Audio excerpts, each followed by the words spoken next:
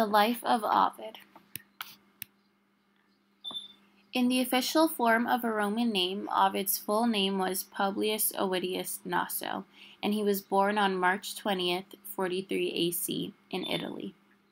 Because he was born to such a wealthy, respected family, his parents were able to send him and his big brother to school in Rome, where they received an extremely high-quality education.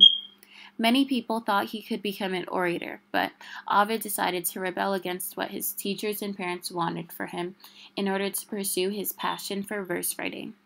His father was really disappointed in him for this because Ovid was in the knightly class, and so he was destined for an official job.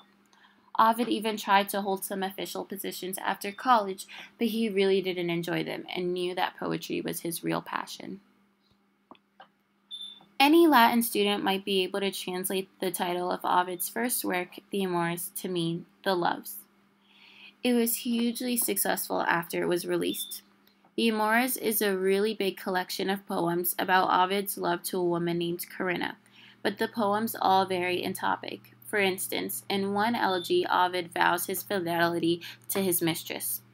In another, he apologizes for beating her and causing her pain, and ends by telling her to fix herself up again and feel free to take revenge. Other elegies describe Ovid yelling and cursing at an old lady who had told his mistress to become a prostitute, and another features a theme that would become classic for medieval sonnets and Shakespeare's works of wishing that he will survive forever through his work. In 8 CE, Ovid was exiled from his home in Rome to Thomas, which is present-day Romania.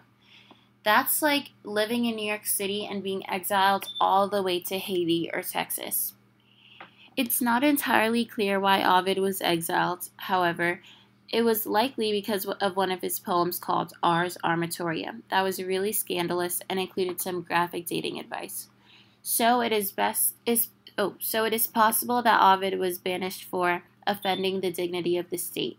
But there is much room for speculation and conspiracy because some people question if he was banished for this poem, why would he be banished 9 years after it was released?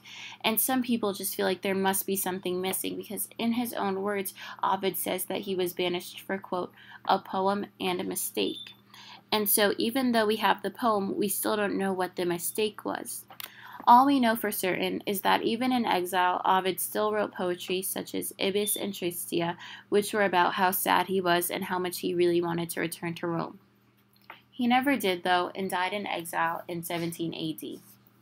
But really, it's not that sad, because apparently in Thomas, they treated him really well, and he didn't even have to pay tax. These are some of Ovid's patrons.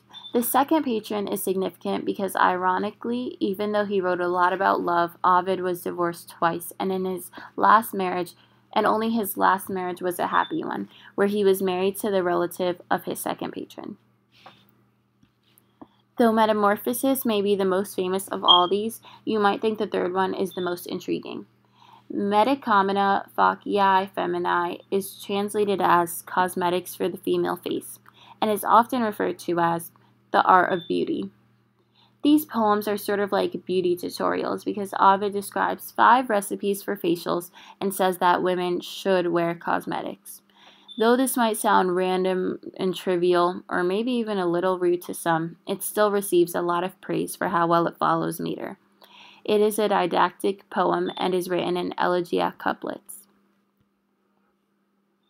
This passage is from the 3rd section of another one of Ovid's works entitled Heroides.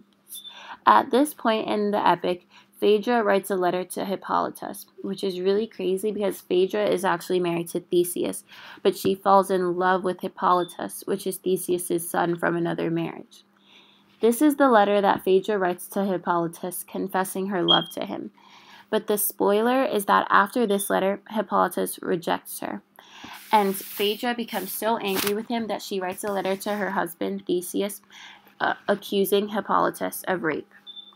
So in the letter, the part that's written on the board, the translation is, "It's right and natural that shame is mingled with love.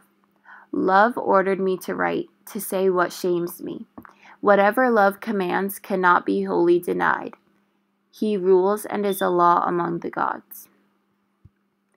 Thank you. This is my bibliography.